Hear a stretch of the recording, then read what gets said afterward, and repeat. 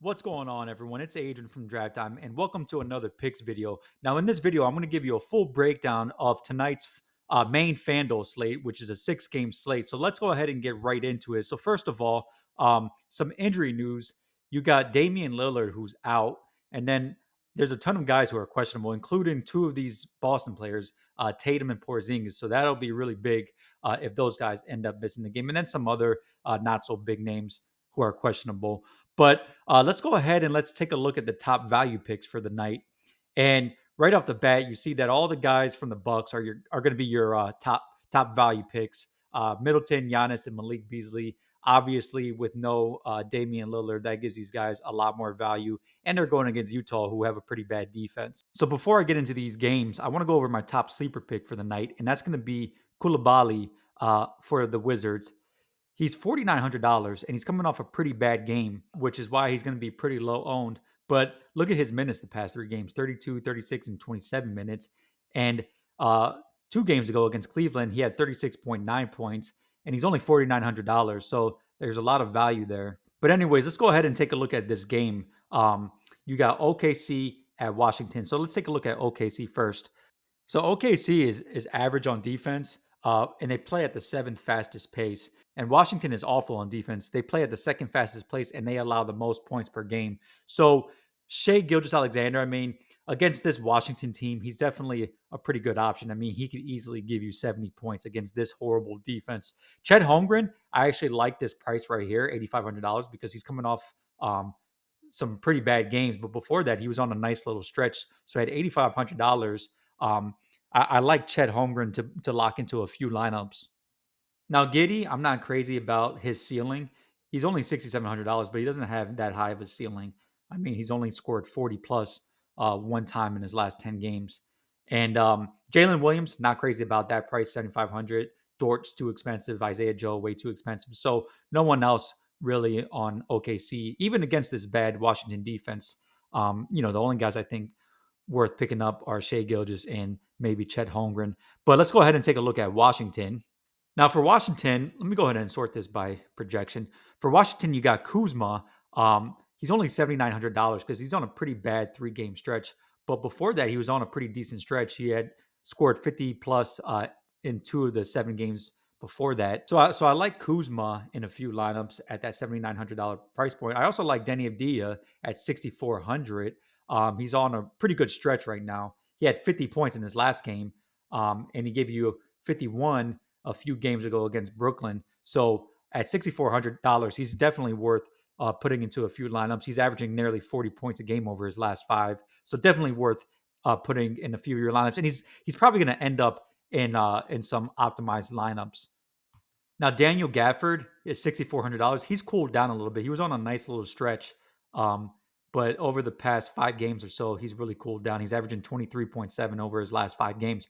But maybe you do consider throwing him into maybe 1 or 2 lineups just in case he has a bounce back game against this Oklahoma City Thunder defense, who actually allow the ninth most fantasy points to opposing centers. So maybe he's worth throwing in 1 or 2 lineups. But I'm not going crazy with Daniel Gafford. And then everyone else I think is too expensive. Tyus Jones, Jordan Poole, Koulibaly I mentioned earlier as a sleeper pick at $4,900. There's not a lot of guys in the 4,000s that could give you 27 plus. So I like Koulibaly coming off that bad game as a sleeper pick. Might have low ownership. We have him projected to be 4.18% owned, which is pretty low ownership.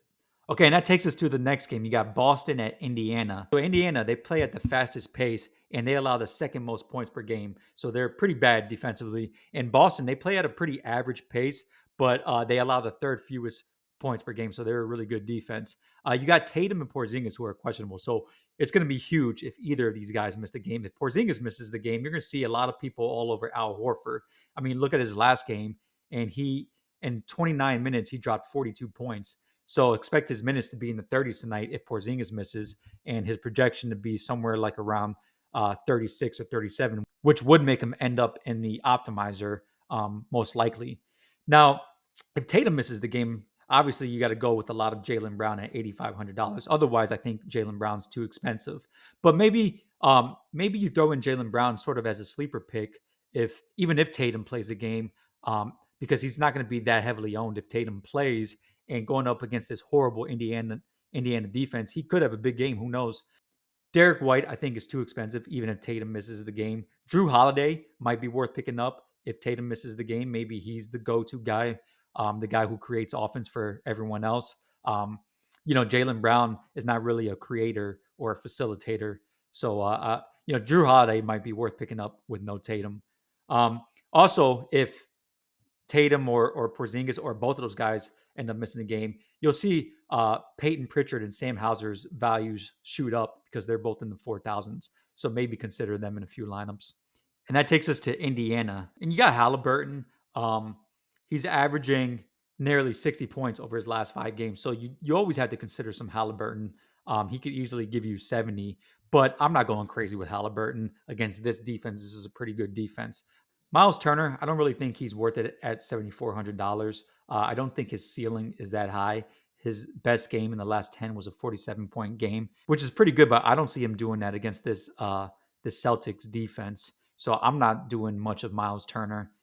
Bruce Brown is questionable. So maybe if Bruce Brown ends up missing the game, you throw in some Mathurin. Mathurin had a pretty big game last game. He played 35 minutes and dropped 36.8, and that was without Bruce Brown. So if Bruce Brown ends up missing the game, definitely worth throwing in some Mathurin. But besides that, I think everyone else on this team is too expensive, especially against this Celtics defense. And that takes us to the next game. You got Chicago at Charlotte. Now, Chicago, they play at the slowest pace, and they allow the sixth fewest points per game. Now, Charlotte, they play at the seventh slowest pace, but somehow they allow the sixth most points per game. Now, the problem with Chicago is everyone is too expensive because they're all priced to reflect, no Zach LaVine and no Vucevic. So now all these guys are really expensive. So I don't really like any of these guys' prices. Vuce is probably going to be on some sort of a minutes restriction. He only played 25 minutes last game. So I'm not crazy about Vooch. Now, Patrick Williams and Caruso are both questionable. So maybe if Caruso misses the game, you throw in some Dosunmu, but he's kind of expensive at 5,800 because he had a pretty good game last game with no Caruso. He played 40 minutes and gave you 33 points. So maybe you throw in some Dosunmu, but I'm really not crazy about any of these guys on Chicago. And let's go ahead and take a look at Charlotte now. Now, for Charlotte, you got Rozier, who's $8,800. So you have to throw him into a few lineups considering his ceiling. He had a 55-point game and a 61-point game in two of his last 3 games. So he's got a huge upside. So at $8,800, you always have to throw in some Rozier. Miles Bridges, I think he's too expensive at 7,800. Nick Richards, I really don't see his ceiling, even though he's getting the start.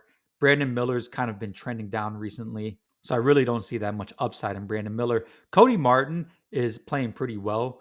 He's $5,100. In his last game, he scored 28, and he's getting pretty big minutes. Look at his minutes: 35 minutes, 32 minutes, 24 and 26. So he's getting a lot of minutes. But is he going to give you, that 32 points, 33 points that you're going to end up needing from someone like him? I guess it's possible. And then everyone else is too expensive. So let's take a look at the next game. You got Houston at Miami. Now you got two good defenses and two teams that both play at a really slow pace. Houston allows the second fewest points per game, and they play at the ninth slowest pace. And then Miami allows the ninth fewest points per game, and they play at the third slowest pace. So could end up being a really low scoring, slow paced game. Now Şengün, you're gonna have to consider at $9,000. He could give you 6x value if he scores 54 points or more, which he's definitely capable of doing. He's done it 4 times in his last 10 games, nearly 5 times in his last 10 games, if you count this Detroit game where he scored 53.3. So you definitely have to consider Şengün. Same goes to Van Vliet, just because he's capable of giving you a pretty big game. But I'm not putting nearly as much as Van Vliet as I am Şengün. But that's pretty much it. I think Jamari Smith is too expensive. Jalen Green, Amen Thompson, they're a little bit too expensive. So let's go ahead and take a look at Miami. Now, $9,100, I think you have to consider some Bam Adebayo. He's had two 60-plus point games in his last 10. You got no Jimmy Butler again tonight for the Heat. So, you're going to get most of your scoring from Bam and Tyler Hero. So definitely consider some Bam Adebayo. Tyler Hero, though, I think he's too expensive at $8,200, even without Jimmy Butler. He doesn't really have that high of a ceiling. He hasn't had one 50-plus point game in his last 10, and is coming off a pretty bad game against Phoenix. So I'm not crazy about Tyler at 8,200. Jaime Jaquez, I like, but I don't like his ceiling. I mean, he did have that 50-plus point game, but that was with pretty much the whole team out for Miami. Now, maybe one guy you want to look at as like a deep, deep sleeper at $5,000 is Josh Richardson. He had a pretty big game against Phoenix, 39.1 points. And there's no Jimmy Butler, and Caleb Martin is doubtful tonight. So he should get pretty big minutes again tonight at $5,000.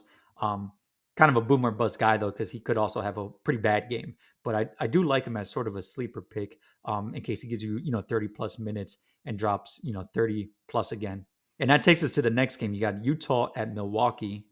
Now, the big news in this game is you got no Dame for Milwaukee tonight. For Utah, they play at the eighth quickest pace and they allow the eighth most points per game. And then Milwaukee, they play at the third fastest pace and they allow the seventh most points per game. So this actually might end up being a pretty high scoring game.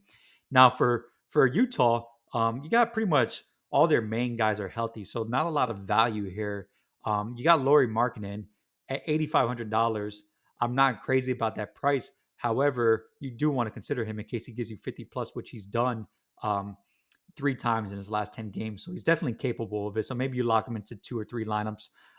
Colin Sexton, Jordan Clarkson, I think 7,000s. That's too much for them. Walker Kessler, I think that's too much for him. John Collins doesn't play that many minutes.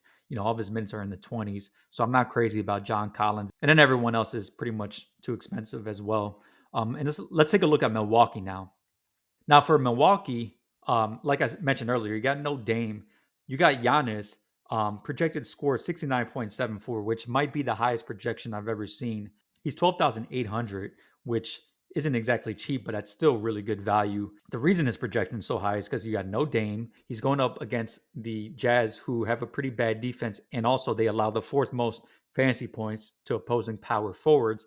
And then also you got to consider the fact that Giannis is on an incredible stretch right now. He's averaging 70.94 over his last 5 games. So those are the reasons why he's projected so high, 69.74. However, I think all of this makes him a great candidate to fade because if he gives you 60, which would still be a pretty damn good game, he's not worth it. Now, Chris Middleton at $7,000 is pretty good value with no Dame. He's going to be the second option for sure, and he's averaging 34 over his last 5 games, and that's actually with Dame playing. So I like Chris Middleton's value at $7,000.